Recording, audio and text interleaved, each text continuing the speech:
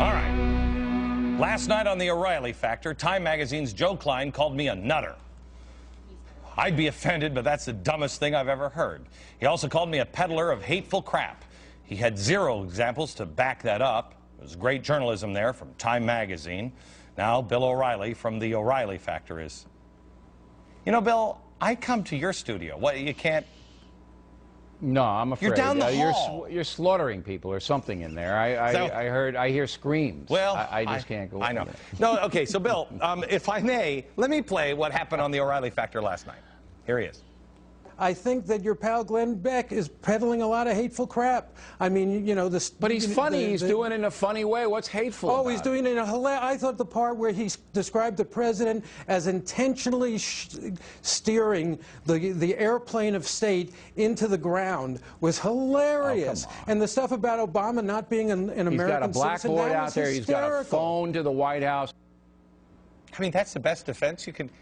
I mean, I had a strain for that, Beck. Come on, man. First of all, let's just go over what they've just said. Okay. First of all, Ariana Huffington says I'm saying that everybody's going to be died. They're going to be slaughtered. Then Obama is some sort of a pilot. Okay. And then that I'm claiming that Obama was born in Canada. May I quickly just play the birther thing? Quick. Out of the thousands of protesters, you notice the birther idiot's the only one the media continues to show over and over and over again. The new suffix is "ers." It started with the 9/11 truthers. Crazy. Then the birthers. Crazy. Today there is a concerted effort on all radio stations to get birthers on the air. I have to tell you, are you working for the Barack Obama administration? I mean, that's the dumbest thing I've ever heard. So, Bill, when we were on stage last week at some of our events, I asked you if the media was just, I mean, if they've just discredited themselves, they're just never coming back. And much to my surprise, believe it or not, you said, yes, ABC, NBC, all of the traditional stuff, it's over. Yeah. I don't think they're coming back. There's no indication that the mainstream media has any kind of credibility among the American people anymore. I think that latest survey that shows Fox News 49% of Americans trust us far and away more than anybody else demonstrates that. But look, the problem now is that you are getting into niche world, you know, with Ariana Huffington and these. Didn't Ariana Huffington, by the way, say I threw a fit when you were named #2 most popular TV guy and I was 10? Corrected her. Didn't they? I corrected her. You didn't throw a fit, you threw a lamp. I know. And you hit me right here. But how could I miss that head? Nobody could. You know, I mean, if you go to the Huffington Post and you're expecting accurate information about anything... No, wait, Bill. It's ridiculous. She said that on ABC television. No, I know, but it's her. It's yeah, her. I know that. But look, do you think I'm getting on ABC television? You think you're getting on ABC television? Well, I could get on there, sure. I mean, they would never let you. But me, they'd put me on. They put me on all the time on Good Morning America and everything else. Right, but the fact of the matter is that you got to consider the source. I mean, who said it? Now, Joe Klein is interesting.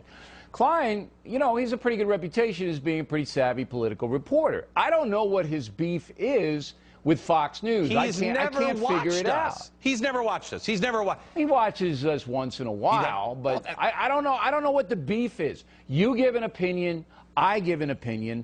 So what? He gives his opinion every week. You know, you don't like the opinion, you say you don't like the opinion. Why demonize the messenger? For what reason? I'm just not getting it. You know, Ariana Huffington asked me to, I'm sure she did you too, asked me to write for the Huffington Post. No, she never asked me to do that because, you know, she knows that I would never do that. Yeah, she didn't know that I wouldn't until I said no.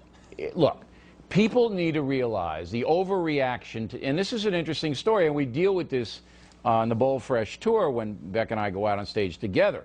The overreaction to Glenn Beck is a very fascinating part of America. You are just, to me, just a regular guy. You're not a trained journalist. You're not a trained SEAL. You're not a spokesman for either party. They both hate you, as well they should. All you are is just a guy who's fortunate enough to make a lot of money given his opinion.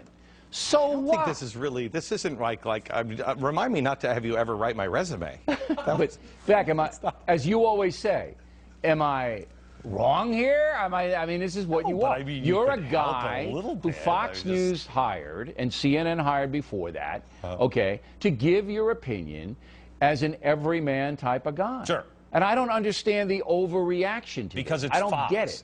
Because it's Fox. That's why. Well, I mean, Bill, there are a lot Fox of other people on Fox crushing. that don't get your reaction. I think it's just because they fear you. It's almost like Sarah Palin. I mean, you and Sarah Palin are in the same soup bowl. Okay? For some reason, you guys have become very, very popular, and you can debate why.